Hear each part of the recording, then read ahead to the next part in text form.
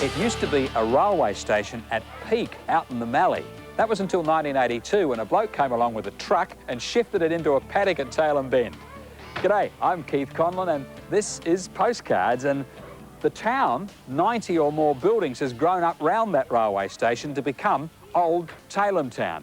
It was the dream of motor car and tractor dealer in Tailem Bend, Peter Squires, and we'll catch up with him later. He not only lives here, he lives the dream. It's been open about 9 years now, and the buildings have come from, well, about half the state. For instance, that used to be a house in Finnis, and now it's the stationery shop. The bike shop used to be a little lamplighter's shed at the back of the Murray Bridge railway station.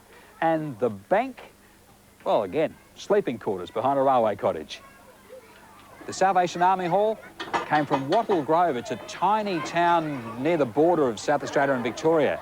The baker's shop, Langhorne Creek, that came from. It was a general store there. And then this is the post office in Old Tailem Town, but it was once the railway station at Cook's Plains, not far out into the Mallee from Tailem Bend. In fact, the demise of the railways has seen a lot of the rise of this town in the paddock.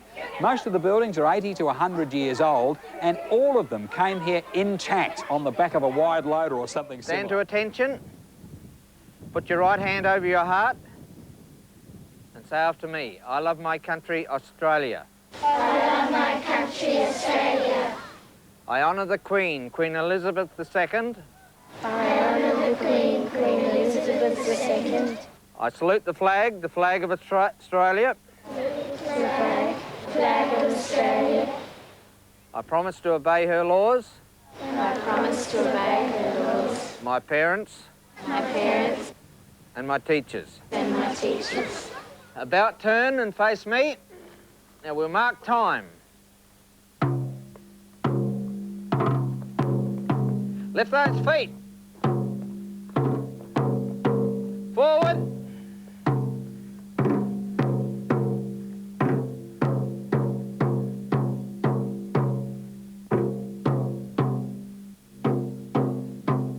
The students of Unity College from Year 3 in Murray Bridge are learning what it was like to be in a school in, say, the 1940s, because they came here on an early settlement excursion earlier during term time. They loved it so much they've got dressed up and doing a holiday version for us. Now, Peter Squires, you've seen really reliving his days at Tailem Bend Primary School in the 40s. Now they're going into the oldest building in Old Tailem Town, the students here. They're going into an 1881 building. It was an old Mallee school just over the border into Victoria. And Peter is about to take charge of the one-teacher school. I wonder how he goes. My mother went to school from this property into Tailem Bend, and they had a horse called Topsy. The lessons that Peter teaches inside the classroom are about school days of the past. He talks about how kids went to school and everything from ink monitors to 6 of the best. Because at Old Tailem Town, the 3 R's are restoration, renovation and reminiscing. Coming up, you know, when you come to Tailem Town near Murray Bridge, you don't just get the 90-odd buildings and a whole lot of things that have gone inside them. You get whole collections in themselves.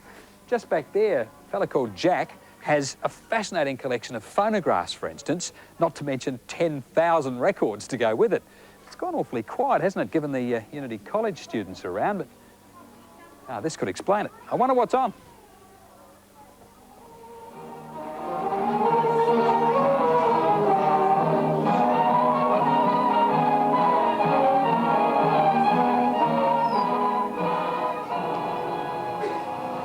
Salam alaikum. Peace be with you, beggar. I bid you friendly welcome. What was playing was one of 15 episodes of the thrilling 1930s serial Desert Hawk. The film was rescued from the basement of an old picture theatre in Broken Hill.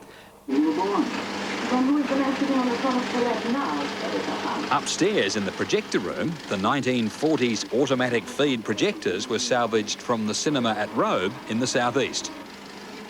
The whole idea of an old-fashioned picture theatre came from retired headmaster Barry White, who built it along with Danny Squires, son of Peter. That British Blackstone engine saw many a year on a farm on York Peninsula.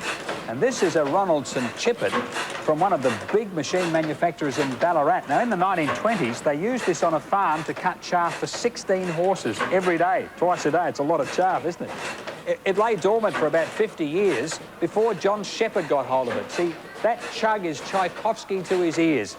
Here's John now. G'day, John.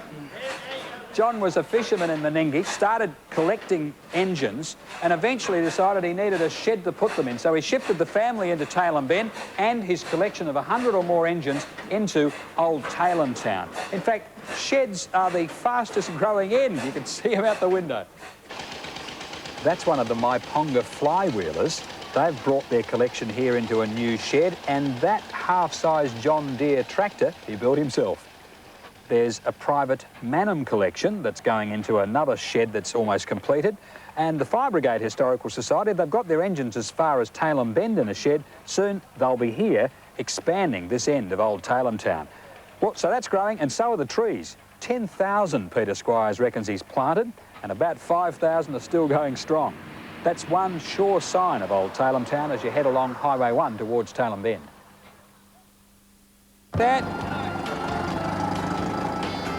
That's Danny Squires, Peter's son. He's the one who helped build the cinema at old Tailem town. And this created a lot of attention around the country when they built this. They actually built this in 1992. It's a cow dung house, rather like the sort of African villages were built.